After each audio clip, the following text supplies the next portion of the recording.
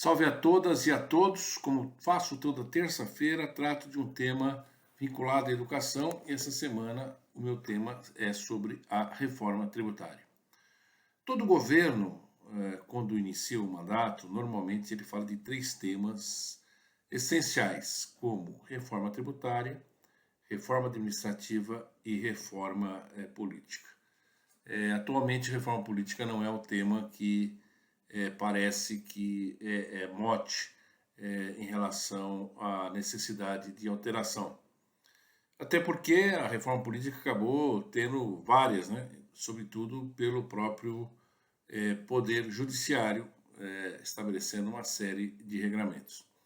Mas como tratar aqui a reforma tributária, sem prejuízo de dizer que, óbvio, que a reforma administrativa é tão necessária, porque é aí que se sabe qual é o tamanho do Estado, qual é o comprometimento do Estado em relação aos seus gastos, aos seus custos, para definir, obviamente, o que o cidadão vai suportar em termos de tributo, porque é ele que sustenta o Estado. Por outro lado, a reforma tributária, ela vem discutida no Congresso Nacional, que não é de agora. Na verdade, nós temos uma emenda, projeto de emenda constitucional 45, que teve origem, inclusive, lá quando era o deputado Rauli, né, que é da base do Paraná. E depois disso teve outra emenda, que é a PEC 110, que foi assumido, né, pelo Baleia Rossi, que teve como um grande ideólogo aí o API, que é uma pessoa especializada nessa área. Então, hoje nós estamos tratando, na verdade, de dois grandes temas, né? A CBS, que é Contribuição Social sobre Operação com Bens e Serviços, e a EBS, que é Imposto sobre Bens e Serviços. Na realidade, esses são os temas que estão aí postos no Congresso Nacional. A grande justificativa existente na proposta desses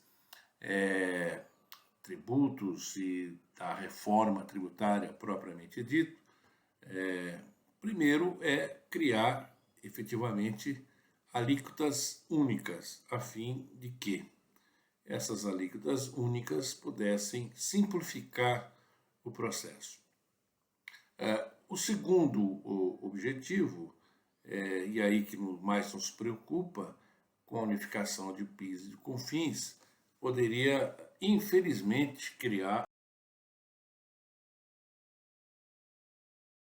exitoso, que é o denominado Programa Universidade para Todos.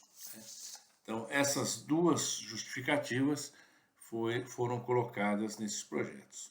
Mas cabe ressalvar aqui que o setor educacional abrange 15 milhões e meio de alunos na educação no sentido lato da palavra.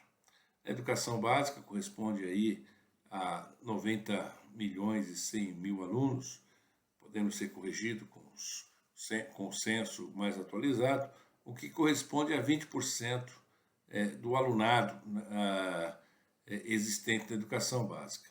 E o ensino superior representa hoje 75% dos alunos na educação superior advindo das instituições privadas, né? Ao mesmo tempo, a proposta também cria uma dedução, o fim da dedução do imposto de renda, o que atingiria pelo menos mais de 7 milhões de famílias, né? Ou seja, realmente é uma questão complicada.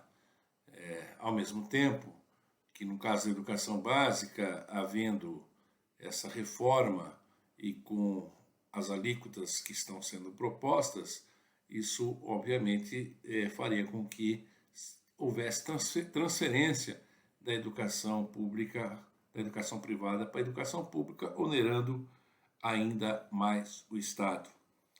As propostas hoje que giram em torno da reforma tributária, que a CBS iria para 12%, e o IBS iria para 25%. O que implicaria, para que se tenha uma ideia, num aumento em médio na CBS de 8,824% e no IBS 16,66%. Extinguindo, como falei, a própria política pública exitosa que é o ProUni.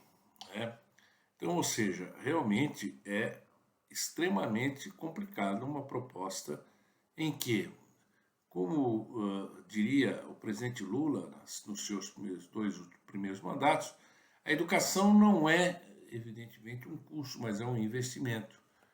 Os dados demonstrados pelo PNAD, enfim, todos os dados demonstram que o aluno, quando sai do ensino superior, obviamente, ele tem o seu salário triplica, como tudo que envolve o salário, como consumo, tributo, etc., há um crescimento do Estado.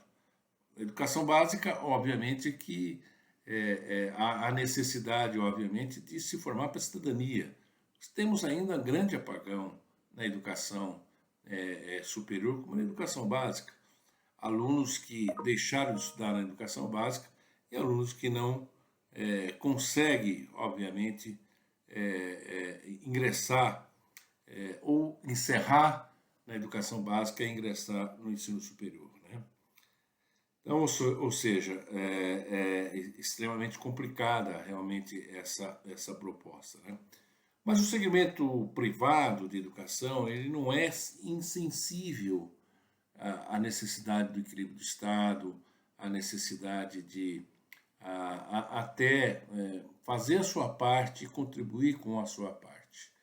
Entretanto, algumas questões me parecem essenciais e isso que o segmento privado tem colocado.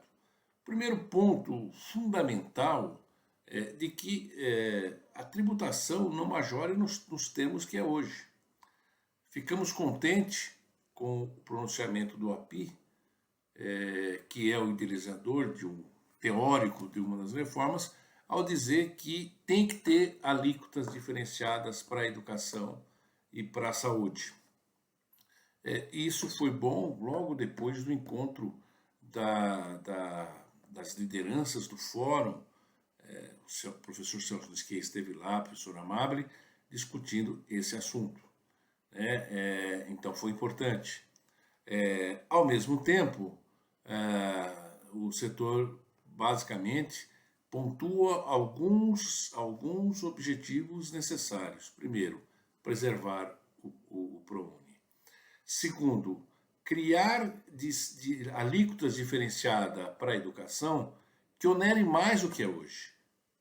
Não adianta o setor simplesmente ser beneficiado com uma alíquota diferenciada que enfim, possibilite incremento nos seus custos e cujo o maior prejudicado, indiscutivelmente, é o aluno, ou o pai do aluno, propriamente dito.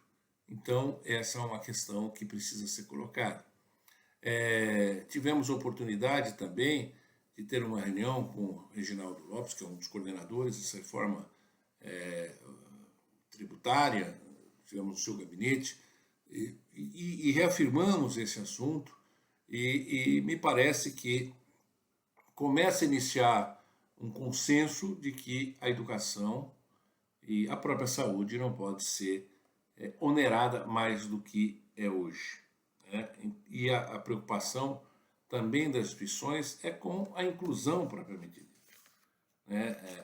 Ao mesmo tempo, é importante destacar de que com o ProUni houve uma alteração na lei que prejudicou as instituições filantrópicas, tendo que conceder bolsas adicionais, desequilibrando completamente a instituição em termos de percentuais previstos na própria lei complementar que foi aprovada pelo Congresso Nacional. Hoje teremos, hoje, terça-feira, eu estou pedindo até para que se faça o COVAC 10 antecipado, para que as instituições possam, eventualmente, participar, até ter conhecimento desse seminário que vamos falar sobre a filantropia. Ou seja, resumindo, a educação não é custo, a educação é um investimento. Portanto, a reforma tributária não pode onerar mais as instituições daquilo que é onerada hoje.